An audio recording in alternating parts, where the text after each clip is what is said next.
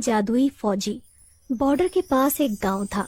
गांव से 2 किलोमीटर दूर एक बहुत बड़ा घना जंगल था जहां पर बॉर्डर था। उस जंगल की रक्षा के लिए बॉर्डर पर 3 फौजियों को तैनात किया गया था। वो जंगल हजारों साल पुराना था। उस जंगल में बहुत ही खूंखार जानवर रहते थे। गांव वालों का मानना था कि जंगल की रक्षा स्वयं जंगल देवता करते हैं। वो तीनों फौजी दिन रात ड्यूटी करके बॉर्डर और जंगल की रक्षा करते थे। जंगल बहुत घना था, इसलिए हमेशा आतंकवादियों का खतरा बना रहता था। 3 फौजियों को बॉर्डर पर अलग अलग जगह तैनात किया गया था। वो तीनों पिछले 10 सालों से यहाँ पर ड्यूटी कर रहे थे। तीनों फौजियों की देशभक्ति और जंगल की रक्षा देखकर वन देवता बहुत प्रसन्न हो जाते हैं और एक दिन वन देवता अपनी वन देवी से कहते हैं, देवी, ये तीनों फौजी पिछले 10 सालों से हमारे जंगल की रक्षा कर रहे हैं।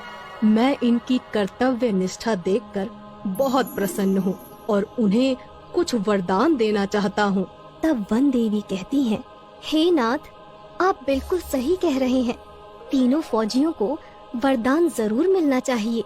वन देवता कहते हैं, तो फिर ठीक है देवी, मैं आज ही उन तीनों फौजियों से उनकी इच्छा पूछता हूँ और उन्हें इच्छा अनुसार वरदान देता हूँ। इतना कहकर वन देवता वहाँ से गायब हो जाते हैं और पहले वाले फौजी के पास पहुँच जाते हैं। वो पहला फौजी अचानक से वन देवता को देखकर आश्चर्यचकित हो जाता है और कोई जादुई भूत समझकर अपनी बंदूक से वन देवता को गोली मार देता है। लेकिन उसकी गोली से वन देवता को कुछ नहीं होता और वन देवता कहते हैं, रुको फौजी, मैं वन देवता हूँ। फौजी डरते हुए कहता है, प्रणाम देवता, मैंने आपको पहचाना नहीं, मुझे माफ कर दीजिए। तब वन देवता कहते हैं, कोई बात नहीं फौजी, तुम पिछले 10 सालों से लगातार इस जंगल की रक्षा कर रहे हो। मैं तुम्हारी कर्तव्य निष्ठा से बहुत प्रसन्न हूँ और तुम्हें एक वरदान देना चाहता हूँ।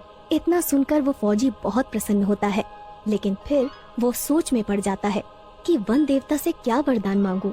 मुझे सोना चांदी मांगना चाहिए, लेकिन भला मैं सोना चांदी का करूँगा क्या? वैसे भी मेरी उम्र रिटायरमेंट होने को है। तब वन देवता कहते हैं, क्या सोच रहे हो फौजी? तुम जो भी वरदान मांगोगे मैं तुम्हारी इच्छा अवश्य पूरी करूँगा। तब वो फौजी कहता है, वन देवता, मैं सोच रहा हूँ क्या वरदान मांगू। तब वन देवता कहते हैं, मुझे कोई जल्दी नहीं है, तुम चाहो तो अच्छी तरह से सोचकर वरदान मांग सकते हो। तब तक के लिए मैं चलता हूँ। इतना कहकर वन देवता अंतर ध्यान हो जाते हैं। वन देवता के जाते ही वो फौजी लगातार सोच में पड़ जाता है कि उसे क्या वरदान मांगना चाहिए। वो अपने मन में सोचता है, मेरे पास भगवान का दिया हुआ सब कुछ है। एक अच्छी बीवी है, 2 बाल बच्चे हैं और सभी की जिंदगी खुशी खुशी गुजर रही है। मुझे अपनी देश की रक्षा के लिए कुछ मांगना चाहिए। वो पहला फौजी काफी देर तक सोच विचार करने के बाद वन देवता को पुकारता है। वन देवता तुरंत वहाँ प्रकट हो जाते हैं। बोलो फौजी, तुम्हें क्या वरदान चाहिए? तब वो फौजी कहता है, वन देवता जी, मेरे पास सब कुछ है, लेकिन आप मुझे एक जादुई बंदूक प्रदान करें। उस बंदूक से मैं जो कुछ भी मांगू मेरी वो इच्छा पूरी हो जाए। इसके बाद वन देवता कहते हैं, जैसी तुम्हारी इच्छा, मैं तुम्हें एक जादुई बंदूक प्रदान करता हूँ। इस बंदूक की मदद से तुम कुछ भी कर सकते हो।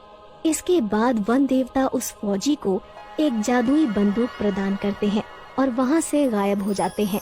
वन देवता के जाते ही वो पहला फौजी कहता है, मुझे इस जादुई बंदूक का टेस्ट करना चाहिए।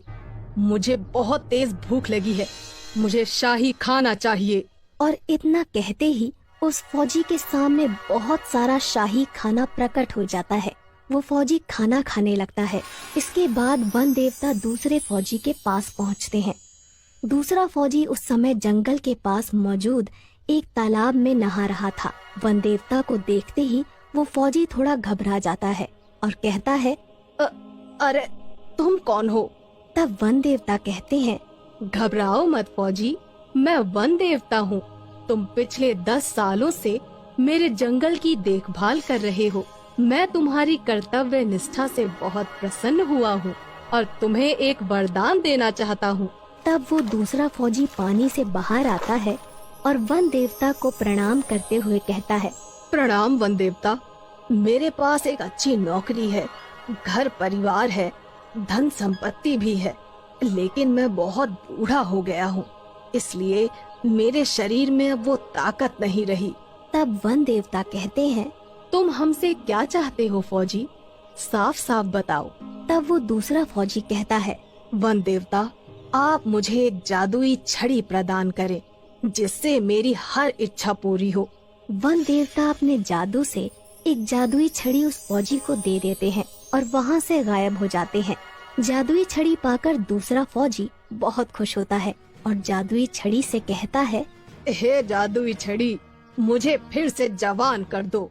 और इतना कहते ही वो जादुई छड़ी उस फौजी को फिर से जवान और ताकतवर बना देती है।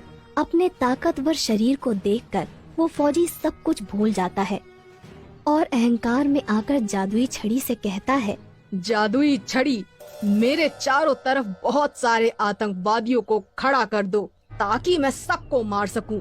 इतना कहते ही उस फौजी के चारों तरफ बहुत सारे आतंकवादी प्रकट हो जाते हैं। फौजी अपनी बंदूक से एक आतंकवादी को गोली मार देता है, लेकिन इससे पहले कि वो फौजी सारे आतंकवादियों को गोली मारता, सभी आतंकवादी मिलकर उस फौजी पर गोलियां चलाने लगते हैं और उस फौजी की मौत हो जाती है। इसके बाद वन देवता तीसरे फौजी के पास पहुंच जाते हैं। इस समय तीसरा फौजी सो रहा था क्योंकि वो रात भर बॉर्डर पर ड्यूटी करता था। वन देवता उस तीसरे फौजी के सपने में आते हैं और कहते हैं, उठो फौजी, कुछ लोग जंगल में पेड़ काट रहे हैं, जाओ और जाकर उनको रोको। इतना सुनते ही वो तीसरा फौजी अचानक नींद से जाग जाता है, लेकिन उसे अपने आसपास कोई नहीं दिखाई देता। वो कहता है, कहीं मेरा सपना सच तो नहीं था, मुझे जंगल में जाकर देखना चाहिए। वो फौजी तुरंत अपनी बंदूक उठाकर अपने इलाके में छानबीन करने के लिए जंगल में निकल पड़ता है। तभी उसे सामने दो लोग पेड़ काटते हुए दिखाई देते हैं। फौजी चिल्लाकर कहता है, कौन हो तुम लोग और इस जंगल में आने की हिम्मत कैसे हुई?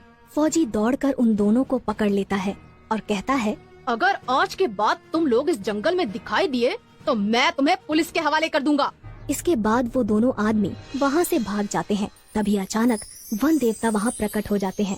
वाह फौजी वाह, तुम्हारी वजह से ये जंगल सुरक्षित है। मैं वन देवता हूँ और तुम्हारी कर्तव्य निष्ठा देखकर मैं तुम्हें एक वरदान देना चाहता हूँ। मांगो फौजी, तुम क्या मांगना चाहते हो? तीसरा फौजी थोड़ा सोच विचार करके वन देवता से कहता है, वन देवता, मैं जब भी अपनी वर्दी पहनकर बॉर्डर पे जाऊँ तो मुझे कोई देख न पाए, मैं अपनी वर्दी पहनकर गायब हो जाऊँ।